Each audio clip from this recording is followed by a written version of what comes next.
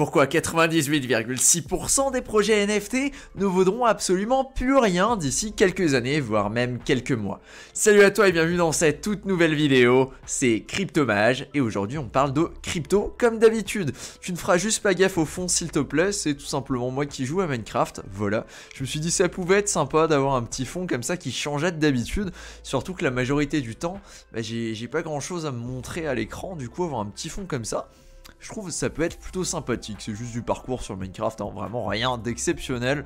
Tu peux juste écouter la vidéo, la mettre en fond ou autre, c'est histoire d'avoir un petit truc visuel. Du coup, de quoi on va parler aujourd'hui? Eh ben, de cette somme astronomique de projets qui sont en train de lancer en ce moment sur Ethereum ou d'autres blockchains. À quoi je pense? Bah, à tous ces projets qui sont juste des collectibles, qui n'ont pas vraiment d'utilité autre que le fait de faire de l'argent et de lancer un projet. Évidemment, à l'heure actuelle, c'est encore assez simple de lancer des projets dans les NFT. Alors quand je dis c'est assez simple, oui et non, hein, je veux dire il faut quand même savoir coder un minimum, il faut savoir faire des smart contracts sinon tu n'es absolument pas crédible. Mais pour la majorité des gens, c'est pas si compliqué que ça d'avoir un projet en fait, de le lancer quoi. La réalité c'est que la barre à l'entrée, elle a jamais été aussi faible.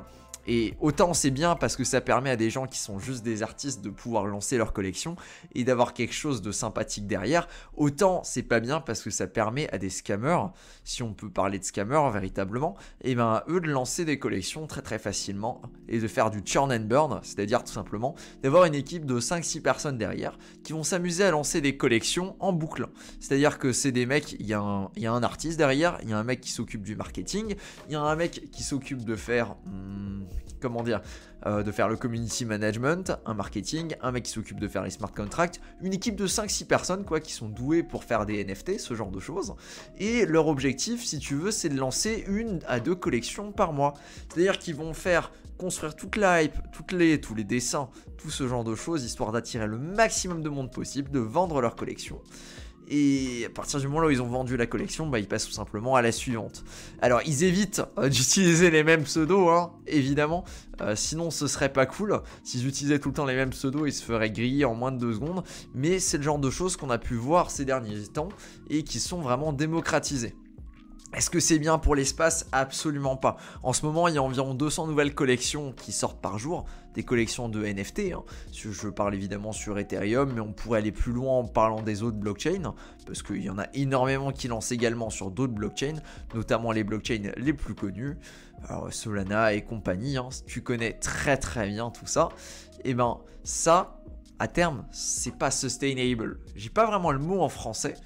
Je sais pas ce que tu pourrais traduire par sustainable, mais en tout cas c'est pas quelque chose qui va pouvoir perdurer dans le temps pour la bonne et simple raison, hein, tout simplement qu'on peut pas injecter tous les jours en permanence autant de capital dans la blockchain et s'attendre à faire du profit. C'est-à-dire que en général, la majorité des profits qui sont réalisés en fait, parce que ces profits-là, ils vont aller aux fondateurs de ces collections-là qui ont été pas forcément faites dans l'objectif de rapporter de l'argent ou d'être pour les utilisateurs, et bien la majorité de ces profits-là vont aller du coup dans la poche de ces bonhommes qui ont créé les collections, et ça en général, ça va avoir plutôt tendance à partir sur des gros projets dans les NFT, ou alors plutôt sur des jetons d'écosystème comme par exemple de l'Ether ou autre.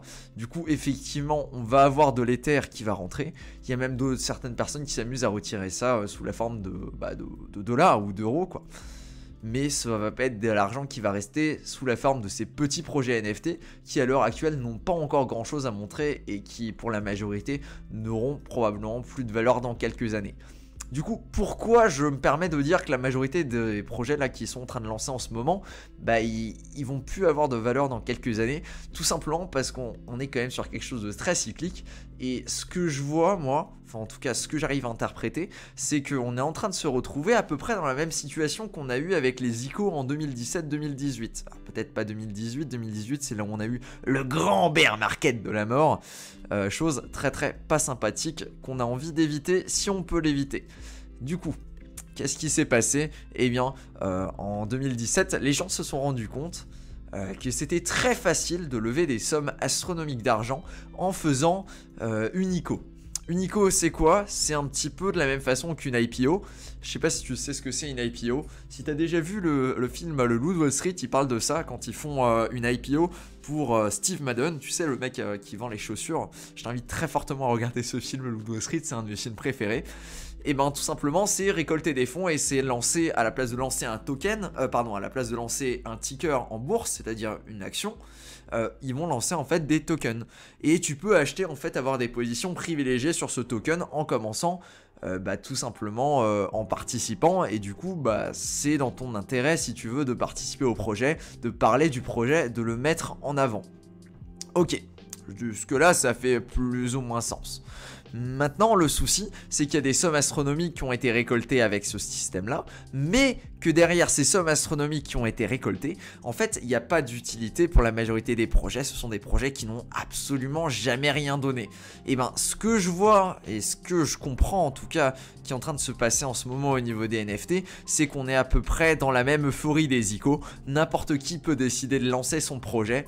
Assez facilement, même avec un simple PowerPoint qui explique concrètement, ok, notre projet est là, on veut faire ça, on va révolutionner cette chose-là, et ben quasiment n'importe qui peut s'amuser à faire ça, peut sortir un site web valide et peut demander, peut créer une ICO ou un équivalent, ce qu'on pourrait parler en 2021-2022, ce qui serait en fait les projets NFT. Ce que font foncièrement, hein, si on va vraiment dans le fond de la chose, un projet NFT, l'intérêt principal, c'est de lever des fonds.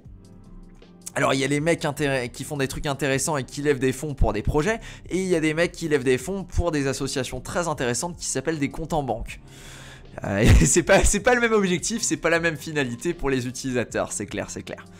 En tout cas, ce qui est intéressant, c'est de voir qu'on a une tendance qui est en train de se répéter, à mon avis, et que c'est quelque chose qui risque de continuer tant qu'on va pas avoir de régulation. À savoir que les ICO sont maintenant régulés, hein. N'importe qui ne peut plus lancer une ICO, et normalement c'est censé être déclaré, du coup à l'AMF, du coup l'autorité des marchés financiers.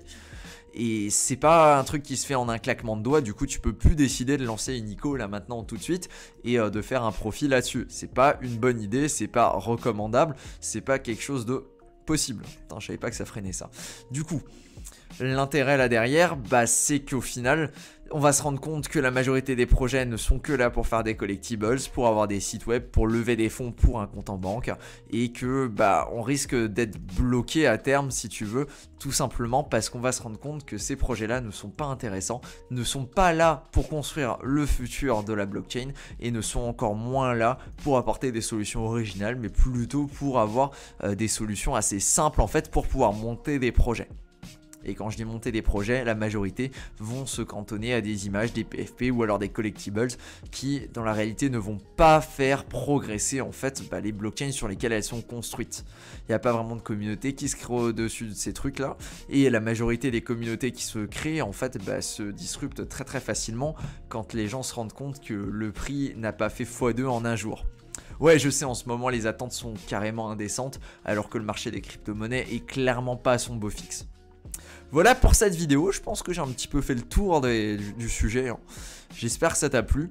N'hésite pas à me dire en commentaire si cette idée de faire du Minecraft en fond, c'est-à-dire du parcours, hein, c'est sympathique, ça permet de rajouter un petit truc ou pas.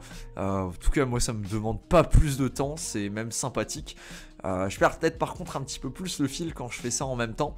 Et parfois tu dois me voir galérer et tu dois te dire mais il est pas fort en fait, il est un petit peu nul. Mais ça c'est pas grave parce qu'on fait des vidéos ensemble. Voilà. Sur ce, à plus. Ciao.